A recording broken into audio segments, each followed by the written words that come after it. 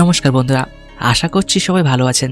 IPL শুরু হতে আর মাত্র কয়েক ঘন্টা বাকি, আর ঠিক আগেই চেন্নাই সুপার কিংসের ভক্তদের জন্য একটা মন খারাপ করে দেওয়া তথ্য চলে এলো। আমরা সবাই যার জন্য চাতক পাখির মতো বসে থাকি, সেই মহেন্দ্র সিং ধোনিকে কি এবার শুরু থেকেই দেখা যাবে না? সিএসকের ক্যাম্প থেকে যে খবর আসছে তা কিন্তু বেশ দুশ্চিন্তার। চলুন আজ এই নিয়েই বিস্তারিত আলোচনা করা যাক। চ্যানেলে নতুন হলে অবশ্যই সাবস্ক্রাইব করে সাথে থাকবেন। ঘটনাটি হলো, প্র্যাকটিস সেশনের সময় পায়ে চোট পেয়েছেন মাহি। চেন্নাই সুপার কিংসের কর্তৃপক্ষ আজ সকালে সোশ্যাল মিডিয়ায় জানিয়ে দিয়েছেন যে ধোনির কাপ মাসেল অর্থাৎ পায়ের পেশিতে চোট লেগেছে। চোটটা এমন একটা সময় লাগলো যখন টুর্নামেন্ট শুরু হতে আর একদমই সময় নেই। সিএসকে ম্যানেজমেন্টের সূত্রের খবর অনুযায়ী ধোনি বর্তমানে রিহ্যাবে আছেন। চোট কিছুটা সারলেও তিনি এখনই মাঠে নামার মতো অবস্থায় নেই। ফিট হতে তার অন্তত আরো 2 সপ্তাহ সময় লাগতে পারে। এখন প্রশ্ন হলো, ধোনি ঠিক কতগুলো ম্যাচ মিস করতে পারেন?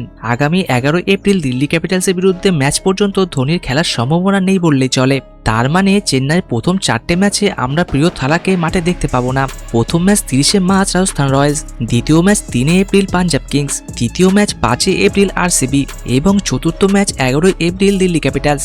যদি সব ঠিক থাকে এবং নতুন কোনো সমস্যা না হয়, তবে আগামী 14 এপ্রিল কলকাতা নাইট রাইডার্সের বিরুদ্ধে ইডেন গার্ডেন্স বা ঘরের মাঠে ধোনিকে আমরা আবার দেখতে পেতে পারি। স্টিফেন ফ্লেমিং এবং সিএসকে ম্যানেজমেন্ট ধোনিকে নিয়ে এই বয়সে কোনো ঝুঁকি নিতে চাইছেন না, কারণ টুর্নামেন্টটা অনেক বড়। এখন আপনারা ভাবতে পারেন, ধোনি না থাকলে উইকেট কিপিং বা ব্যাটিং সামলাবে কে? সিএসকে এবার বেশ বুদ্ধিমত্তার মতো কাজ করেছে। তারা দলে নিয়েছে সঞ্জু স্যামসনকে। টি20 বিশ্বকাপ জয়ী এই তারকা উইকেট কিপার ব্যাটার কিন্তু ধোনির অভাবটা টেকনিক্যালি পূরণ করে দিতে পারেন। ঋতুরাজ গায়কোয়াড়ের দলের ভারসাম্য হয়তো খুব একটা নষ্ট হবে না, কিন্তু আবেগ, সেখানেই তো আসল ধাক্কা। কারণ সারা ভারতের মানুষ তো গ্যালারিতে হলুদ জার্সি পরে শুধু ধোনির জন্যই আসে। তবে একটা বিষয় আপনাদের মানতেই হবে, ধোনির বয়স এখন 44। গত 2টি সিজনে আমরা দেখেছি তার ব্যাটিংয়ে সে পুরনো ধারাটা কিছুটা কমেছে। আগের মতো দ্রুত রান নিতে পারছেন না, রিফ্লেক্সও কিছুটা ধীর হয়েছে।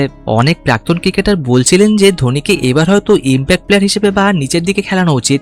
ধোনির অবসর নিয়ে অনেক জল্পনা থাকলেও তিনি নিজে কিন্তু এখনো চুপ। এই চোট কি তার ক্যারিয়ারে আরো বড় কোনো প্রভাব ফেলবে, সেটা সময় বলবে। ক্রিকেট প্রেমী হিসেবে আমরা সবাই চাইবো ধোনি দ্রুত সুস্থ হয়ে মাঠে ফিরুন, কারণ ধোনি মাঠে থাকা মানেই গ্যালারিতে একটা আলাদা উন্মাদনা। আপনাদের কি মনে হয়, ধোনি ছাড়া চেন্নাই কি প্রথম 4টে ম্যাচে ভালো পারফর্ম করতে পারবে?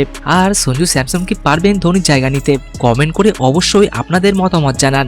ভিডিওটি ভালো লাগলে লাইক করুন আর আপনার বন্ধুদের সাথে শেয়ার করুন। ক্রিকেটে এরকম আরো ইনসাইড খবরের জন্য আমাদের চ্যানেলটি সাবস্ক্রাইব করতে ভুলবেন না। চলুন দেখা হচ্ছে পরের ভিডিওতে। ধন্যবাদ।